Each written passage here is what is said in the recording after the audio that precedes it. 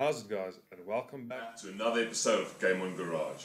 Apologies for the lack of content the last couple of weeks, but I had a big exam the end of September, and then we went on a rowing adventure for the last few days. But we're back, and today we're taking the Mx5 for a ride. And we might use these tools.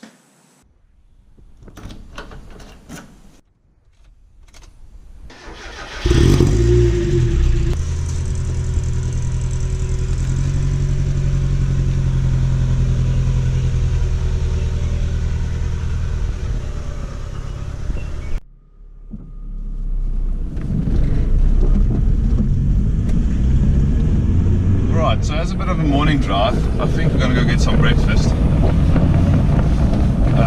while we're driving there, I'll tell you a bit more about the car, what's wrong with it, what needs doing, what's going on with it, its history, and so on. So let's start with the things that I feel need sorting.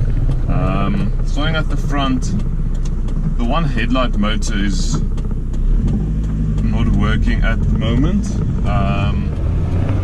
We haven't tried to diagnose the problem just yet, so we'll have a look at that in a future episode. Maybe we can see if it's maybe only the wiring or something like that. Otherwise, we'll have to start searching for a new motor for the headlight. At the moment, you can still drive the car, of course. You just need to wind them up and down if you want to turn on the lights, which is quite annoying. Can't flash, things like that. So we're definitely searching for a new headlight motor, so that we can sort that out. Then the engine bay needs a proper clean. There's some oil spills, there was some previous overheating evidence that we like to clean out. So we're just going to give it a proper clean, get the oil out of there, and so on. Then moving backwards, on my right hand side over here, there's one mirror that's not original. When I bought the car, I only had the one mirror, no idea what happened to the other one, and I put on some aftermarket one size fits all mirror on here, but it doesn't really work. You can't really see what's going on behind me other than the mirror in the middle here. So we might try to get originals, although they're very hard to get, because all the spares you find are cars that has been written off, and that's probably the first thing that breaks off is the mirror. So we'll probably try and get some good, decent aftermarket ones that fit, doesn't hit the body, and you can actually see behind you. Inside here, there's no real issues. There's a slight crack on the dash there, nothing really we can do about that. So the interior is very decent, nothing major. Moving to the back of the car, the universal battery tray to hold the battery down is not quite a good fit. We'll try and trim that down, make it fit a bit better. The boot doesn't close properly as it hits the battery tray, so we'll just cut that off, that should be fine. Then the one major issue of the car, and that's the whole reason why I don't drive this car often enough, is it has this tendency to get a bit hot. Now, it doesn't properly overheat every time, but the needle just gets, above middle, and I'm not feeling comfortable with that. I've got no idea why. I did flush out the radiator before. I did flush out the engine block before as well, but still we've got this temperature gauge that keeps on creeping up, and under the most weird driving conditions, it's not when I drive hard, even just cruising on the highway, it will become hotter and hotter. So yeah, we'll try and figure that out. We'll probably flush the radiator again, we'll flush the block, see if we can get some gunk out of there. My suspicion is that might be the thermostat that's broken, which should be an easy fix. We'll have a look at that in a future episode.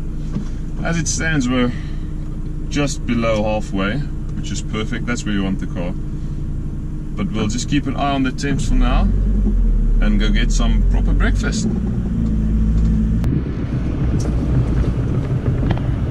The second most annoying thing that this car currently has, I've got this brake shutter annoying wobble at the left front over there. Not sure if you can hear it when I'm up on speed. It goes away when you start touching the brakes. I did try swap the brakes previously, but I believe I had a later model car brakes and they didn't fit properly, so I'll definitely have to get that sorted. Maybe I'll try and skim the brakes or get some aftermarket brake pads and discs. What happened over there is I actually was in an accident with this car. The guy just hit me from the left.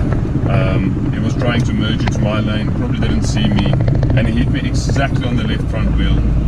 So I might have bent something there. We got it repaired professionally, and they did a decent job. The spray isn't the best, there's a few runs here and there. I wasn't too happy with it, but yeah, that's the way it turns out. At least I got the car back. So yeah, this isn't the fastest car in the world. Like I told you in my intro video, it's not fast at all. I mean, it's little 1.6 from the 1980s technology, probably built in 1990, but it's just so much fun to drive. To get up to speed takes some time, but once you're there, this momentum car, you just keep the speed constant. No matter if there's a turn, anything like that, you can just throw it into the corners and hold on. It responds perfectly. It's nice and lightweight. It's got a perfect 50-50 weight distribution. It's so predictable. If the rear end does let go, you can just catch it again and carry on.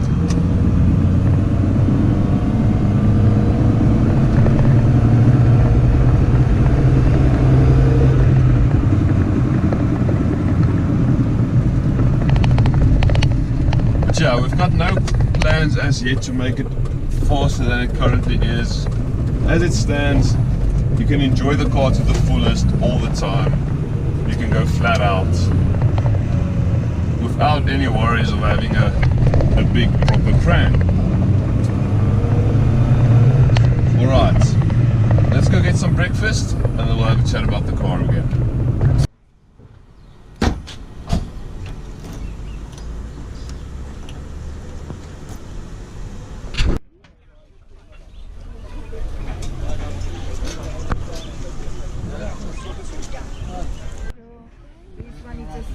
Mushroom. If you're vegan, this is a vegan option. No cheese, salami. I think I'm gonna go for this one, please, the chicken one.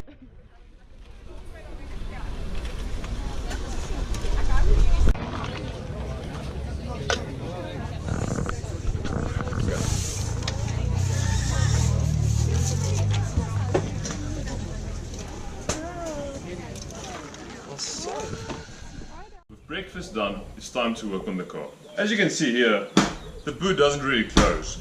That's because the battery bracket hits the boot right over there. So for now, we're just going to cut it off. But always remember, on Game On Garage, it's safety first. Let's go. To get this done, we're going to use my Dremel 3000. Now I bought this tool as a bit of an impulse buy when it was on special, so I'm glad I can finally use it. We're going to use the easy speed click adapter with a cut-off wheel, and then just cut this about an inch shorter so it clears the boot.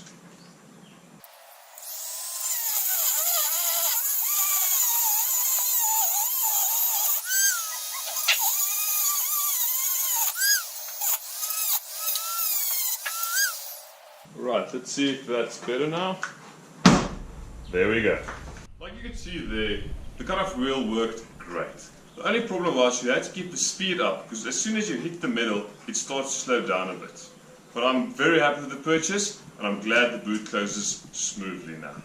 Alright guys, thanks so much for watching. If you liked the video, give it a thumbs up. If you didn't like it, give it a thumbs down and tell me why. Also tell me what you guys would like to see. Remember to subscribe and check us out on Facebook and Instagram, both at Game On Garage.